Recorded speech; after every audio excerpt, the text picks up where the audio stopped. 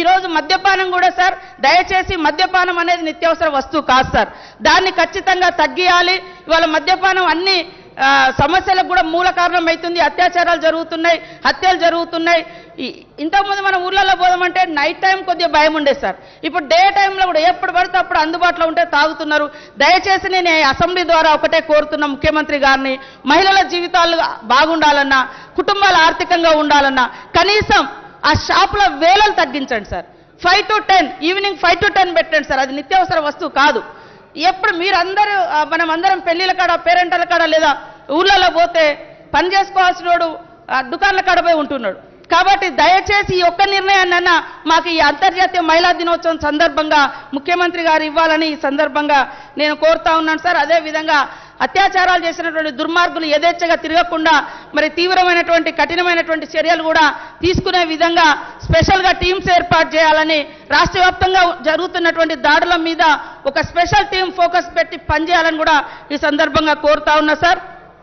అదేవిధంగా పరిశ్రమలు సార్, ఉద్యోగ ఉపాధి అవకాశాల కోసమనే మనం తెలంగాణ తెచ్చుకున్నాం. అంటే నాకున్న సమాచారం మేరకు 7 ఏళ్లలో 13,000 పరిశ్రమలు మూతపడ్డాయని నాకున్న సమాచారం సార్. కాబట్టి పరిశ్రమలు ఏవైతే ఇవాళ మీ దగ్గర నిజాం షుగర్ ఫ్యాక్టరీ కావచ్చు, లేదా ఇంకా గత ప్రభుత్వాలలో కావచ్చు, లేదా మా దగ్గర రేయాన్స్ ఫ్యాక్టరీ కావచ్చు, ఇట్లాంటివన్నీ కూడా మూతపడి వేలాది మంది రోడ్డున పడ్డారు సార్. వాళ్ళ యొక్క ఉపాధి అవకాశాలు మెరుగుపరచడం కోసం మరి ఇండస్ట్రీస్ మినిస్టర్ గారు ప్రత్యేకంగా చొరవ తీసుకొని వీటన్నిటి మీద రివ్యూ పెట్టి మరి ఉద్యోగ ఉపాధి అవకాశాలు కల్పించాలి సార్. ఇవాళ దేశంలో చూస్తే ప్రభుత్వ రంగ సంస్థలన్నీ కూడా గతంలో కాంగ్రెస్ పెట్టినటువంటి ప్రభుత్వ రంగ సంస్థలన్నీ కూడా ఇందాక అన్నట్టుగా ఆదాని అంబానీలు కలిసి మరి దోచేసుకుంటున్నటువంటి పరిస్థితి, మేమిద్దరం మాకిద్దరు అనేటువంటి పరిస్థితి ఉంది. ప్రజల యొక్క ఆస్తులను ప్రైవేట్ కంపెనీలకు దారాదత్తం చేస్తే, ప్రైవేటు వ్యక్తులకు దారాదత్తం చేస్తే ఫ్యూచర్లో పెరుగుతున్నటువంటి జనాభా అవసరాలకు తగ్గట్టుగా భూములు ఉండటం లేదు, ఉద్యోగాలు వచ్చే పరిస్థితి లేదు, ఉపాధి దొరికే పరిస్థితి లేదు. కాబట్టి వీటన్నింటిని కూడా కంట్రోల్ చేసే విధంగా మరి ప్రభుత్వం కూడా చర్యలు తీసుకోవాలని కోరుతా ఉన్నాం సార్. అదేవిధంగా ఐటీ కూడా ఇవాళ సరే హైదరాబాద్ విశ్వనగరం కానీ ప్రపంచ నగరం కానీ సార్, జనసాంద్రత విపరీతంగా పెరుగుతున్నటువంటి పరిస్థితి. కాబట్టి మన జిల్లాలలో కూడా ఇంజనీర్ చేసినటువంటి స్టూడెంట్స్ కానీ లేదా ఇతరత్ర నైపుణ్యమైనటువంటి విద్యను చదువుతున్నారు సార్. ఐటీని కూడా విస్తరింపజేయాలి సార్, డిసెంట్రలైజ్ చేయాల్సిన అవసరం ఉంది. కేవలం హైదరాబాద్ చుట్టుపక్కల కాకుండా ప్రతి జిల్లా కేంద్రానికి ఐటీ సంబంధించినటువంటి సేవలు విస్తరించే విధంగా మరి ఐటీ శాఖ మాత్యులు కృషి చేయాలని కూడా ఈ సందర్భంగా కోరుతా ఉన్నా సార్. అదేవిధంగా ప్రైవేటు ఉద్యోగాలు పెద్ద ఎత్తున సృష్టించబడుతున్నాయి. కానీ ప్రైవేటు ఉద్యోగాలలో మరి స్థానికులకు చాలా చాలా తక్కువ అవకాశం ఉంది. మనం తెచ్చుకున్నదే నియామకాల కోసం. కాబట్టి మన యొక్క యువతకు ఉద్యోగ ఉపాధి అవకాశాలు కల్పించాలంటే ఖచ్చితంగా ఏ ఫ్యాక్టరీ వచ్చినా, ఏ పరిశ్రమ వచ్చినా, ఏ ఐటీ రంగం వచ్చినా దాంట్లో 95% ఉద్యోగ అవకాశాలు కల్పించాలని, స్థానికులకు ఉద్యోగ అవకాశాలు కల్పించాలని కోరుతా ఉన్నాం సార్. అదేవిధంగా ఐటీ సెక్టార్లో పెద్ద ఎత్తున భూములు కూడా మరి వివిధ పారిశ్రామికవేత్తలకు అందిస్తూ ఉన్నారు సార్. దాన్ని ఏ ప్రాతిపదికన ఎట్లా ఇస్తారనేది మాకు తెలియదు సార్. కాబట్టి ఎస్సీ ఎస్టీ బీసీలకు కూడా, మైనార్టీలకు కూడా మరి వాళ్ళకు కూడా ఎంత % ఈ పరిశ్రమలను నెలకొల్పడానికి రాష్ట్ర ప్రభుత్వము సపోర్ట్ చేస్తుందనేటువంటి విషయాన్ని కూడా తెలియజేయాల్సినటువంటి అవసరం ఉంది. మాకు కూడా తెలుసుకోవాలనేటువంటి అవసరం ఉంది సార్. అదేవిధంగా సమాచారానికి సంబంధించి చూస్తే మరి ఇవాళ తెలంగాణ భావాన్ని విస్తృతంగా వ్యాప్తి చేసింది జర్నలిస్టులు సార్, మీడియా సార్. ఆ జర్నలిస్టులు కూడా చాలా మందికి మనము డబుల్ బెడ్రూమ్లు ఇస్తామని కూడా ముఖ్యమంత్రి గారు హామీ ఇచ్చిన్నారు. డబుల్ బెడ్రూమ్లు కానీ, ఇండ్లు కానీ, కొంతమందికి ఇంకా అంటే ఏదైతే హెల్త్ కార్డ్స్ ఉన్నాయో అవి కూడా సక్రమంగా పనిచేయడం లేదు, రిజెక్ట్ అవుతున్నాయి ప్రైవేట్ హాస్పిటల్స్లలో. వాటిని కూడా మానిటరింగ్ చేయాలని ఈ సందర్భంగా నేను కోరుతా ఉన్నా సార్. అదేవిధంగా పెన్షన్కి సంబంధించి దాదాపుగా 3 years నుంచి బడ్జెట్లో పెడతా ఉన్నారు. కానీ అసలు పెన్షన్ అనేది, విడోస్ అనేది అది నిరంతరం ప్రక్రియలాగా ఉంటుంది సార్. ఎందుకంటే ఎప్పుడు ఏ తల్లి తన భర్తను కోల్పోతుందో తెలియదు, ఎప్పుడు ఏజ్ ఎట్లెట్లా వస్తుందో, వికలాంగులు ఇవన్నీ కూడా 3 సంవత్సరాల నుంచి మరి మనం ఇవ్వలేదు సార్. అదేవిధంగా 57 సంవత్సరాల వారికి కూడా పెన్షన్ ఇస్తామని ఒప్పుకొని ఉన్నాం. కాబట్టి దాదాపుగా 10,50,000 మంది అవుతున్నారు వాళ్ళంతా కలిసే. కాబట్టి కనీసము మరి ఈ పెన్షన్ విధానాన్ని మరి సైటు క్లోజ్ చేయడం కాకుండా అది ఎప్పటికప్పుడు ఇచ్చే విధంగా 2 నెలలకోసారి 3 నెలలకోసారైనా దరఖాస్తులు తీసుకొని ఇచ్చే విధంగా చర్యలు చేపట్టాలి సార్. వికలాంగులకు సంబంధించి కూడా వాళ్ళ గతంలో పెన్షన్ తీసుకున్నా ఇప్పుడు సదరన్ క్యాంపులకు అటెండ్ కాలేదని అట్లా చాలా మంది రిజెక్ట్ అయినటువంటి పరిస్థితి.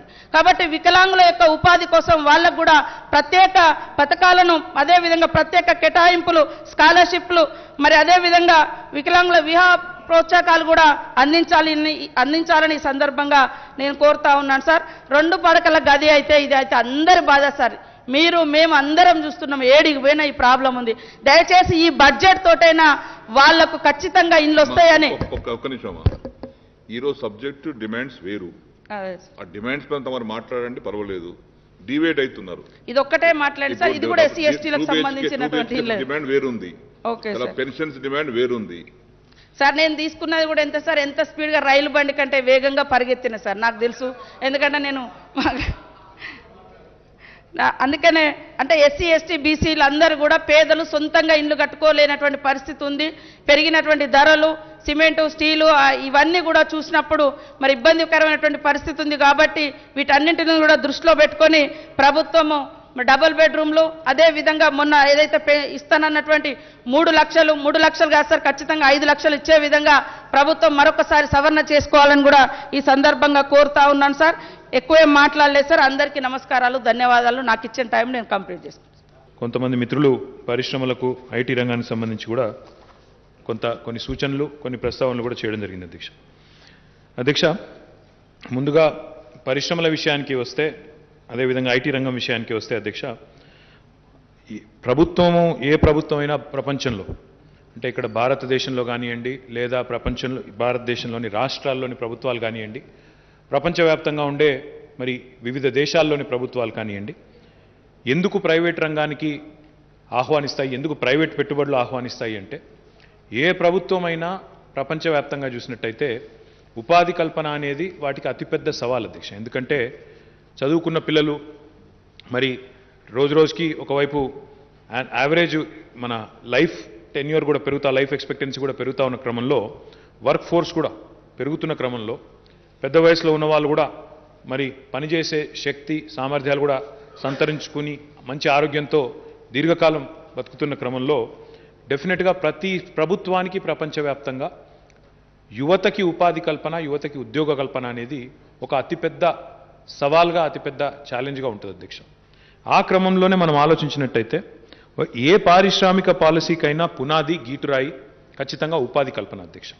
అదే క్రమంలో తెలంగాణ ప్రభుత్వం 2014లో ఏర్పడ్డ తొలినాళ్లలో గౌరవ ముఖ్యమంత్రి గారి నాయకత్వంలో మొట్టమొదటి కొన్ని వారాల వ్యవధిలోనే ముఖ్యమంత్రి గారే స్వయంగా నాయకత్వం వహించి ఇక్కడ హైదరాబాద్లోనే ఒక హోటల్లో ఒక సమావేశం ఏర్పాటు చేసినారు అధ్యక్ష. ఆ సమావేశంలో వివిధ పారిశ్రామిక సంస్థలు ఏవైతే ఉంటాయో అధ్యక్ష, వాటికి సంబంధించిన యాజమాన్యాలు, వివిధ సమూహాలు ఏవైతే ఉంటాయో, సిఐఐ అని, ఫిక్కీ అని, డిక్కీ అని, రకరకాల సంస్థలు ఏవైతే ఉంటాయో వాటికి సంబంధించిన మరి ప్రతినిధుల్ని అందరినీ కూడా ఆహ్వానించి స్వయంగా కేసీఆర్ గారే ఒక 7 గంటల పాటు సుదీర్ఘంగా వారితో సమయం గడపడం జరిగింది అధ్యక్ష. గడిపిన తర్వాత వారందరినీ కేసీఆర్ గారు ఒకటే అడిగినారు, మీకు ఈ కొత్త ప్రభుత్వం నుండి, కొత్త రాష్ట్రం నుండి మీ అంచనా ఏంది, మీ ఆలోచన ఏంది, మీకు ఏం కావాలి, ఏం చేసినట్టయితే మా రాష్ట్రంలోని పిల్లలకు కొలువులు దక్కే అవకాశం ఉంటుంది, పారిశ్రామికీకరణ వేగంగా జరిగే అవకాశం ఉంటుందని చెప్పి వారు అడగడం జరిగింది అధ్యక్ష. అడిగిన దానికి వారు పరిశ్రమ నుంచి వచ్చిన ప్రతినిధులు చెప్పింది ఏమంటే, సార్ మీరు మొట్టమొదటి పని మీరు చేయవలసింది నంబర్ 1 పని ఏంటంటే, మాకు ప్రస్తుతం ఉమ్మడి ఆంధ్రప్రదేశ్లో 1 రోజు కాదు, 2 రోజులు కాదు, వారానికి 3 రోజులు పవర్ హాలిడేలు ఇచ్చే దుస్థితి ఉన్నది, కరెంటు లేదు. మేము ఇందిరా పార్క్ దగ్గర ధర్నాలు చేసే దుస్థితి ఉన్నది. ఇందిరా పార్క్ దగ్గర మేమందరం కూడా అక్కడ బయట రోడ్డు మీదకి ఎక్కి, అయ్యా మేము కావాలంటే కరెంటుకు ఎక్కువ రేటు ఇచ్చినా కొనుక్కుంటాం, దయచేసి మాకు కరెంటు ఇవ్వండి, అట్లా అయితేనే మా మీద ఆధారపడే కార్మికులు బతుకుతారు, మా పరిశ్రమ బతుకుతుందని చెప్పి బతిమిలాడితే కూడా ఆనాడు అప్పుడున్న ప్రభుత్వం, ఆనాడు కాంగ్రెస్ ప్రభుత్వం కనీసం పరిశ్రమలకు కూడా కరెంట్ ఇవ్వలేని ఒక దుర్భరమైన పరిస్థితిలో రాష్ట్రాన్ని నెట్టివేసిందని చెప్పి ముందుగా నేను మీకు విజ్ఞప్తి చేస్తా ఉన్నా అధ్యక్ష. అంటే ఆనాటి నేపథ్యం చెప్తున్నా అధ్యక్ష. దాంతోపాటు రెండవ ముఖ్యమైన కామెంట్ వాళ్ళు చేసింది ఏంటంటే, సార్ ఇప్పుడు నేను ఒక ఇండస్ట్రీ పెట్టుకుంటా, ఒక ఫ్యాక్టరీ కట్టుకుంటా అని చెప్పి ఒక దరఖాస్తు పెడితే ఇక వాళ్ళ దయ సార్, వాళ్ళ దయ మా ప్రాప్తం, మేము దరఖాస్తు పెట్టినాక ఎన్ని రోజుల క్లియరెన్స్ వస్తుందో అనేది ఒక కాలపరిమితి కానీ ఒక చట్టం కానీ ఏది లేదు సార్. వాళ్ళ దయ మా ప్రాప్తం, వాళ్ళు ఇచ్చినప్పుడు తీసుకోవాల్సిందే తప్ప వాళ్ళ దయాదాక్షిణ్యాల మీద ఆధారపడాల్సిందే తప్ప ఒక కాలపరిమితి కానీ ఏది లేదు సార్, ఒక పద్ధతి లేదని చెప్పడం జరిగింది అధ్యక్ష. చెప్పిన తర్వాత గౌరవ ముఖ్యమంత్రి గారు వెంటనే పరిశ్రమల శాఖ కార్యదర్శిని పిలిచి అదేవిధంగా తన ఆఫీస్లోని ఇతర అధికారులందరినీ కూడా పిలిచి ప్రపంచంలోనే అత్యుత్తమమైన పారిశ్రామిక విధానం ఎక్కడున్నది, అమెరికాలో ఉన్నదా, సింగపూర్లో ఉన్నదా, ఇంకొకడు ఉన్నదా, వెంటనే మీరు అధ్యయనం చేయండి, చేసి వాటన్నింటిలోని మంచిని ఒక దగ్గర చేర్చి క్రోడీకరించి మన రాష్ట్రం యొక్క కొత్త రాష్ట్రం యొక్క పారిశ్రామిక విధానాన్ని మీరు రూపొందించండి అని చెప్పి స్పష్టమైన ఆదేశం ఇవ్వడం జరిగింది. ఆ 7 గంటల సమావేశంలో వారికి వచ్చిన వివిధ సలహాలు సూచనలు సమస్యలు ఏవైతే వారు ప్రస్తావించినారో అవన్నింటినీ కూడా అధికారులతో సహా చర్చించి వెంటనే తక్షణ ఉపశమనం ఏమి ఇవ్వాలి, షార్ట్ టర్మ్ స్ట్రాటజీ ఏముండాలి, మీడియం టర్మ్ స్ట్రాటజీ ఏముండాలి, లాంగ్ టర్మ్ ఏం చేయాలి అని ఒక స్పష్టమైన ఎజెండాతో గౌరవ ముఖ్యమంత్రి గారు ఆలోచన చేసి 2014 జూన్లో మన రాష్ట్రం ఏర్పడితే అధ్యక్ష ఇదే శాసనసభలో 2014 నవంబర్లో మనం పాస్ చేసిన మొట్టమొదటి చట్టం అధ్యక్ష TSI pass, Telangana state industrial project approval self certification system.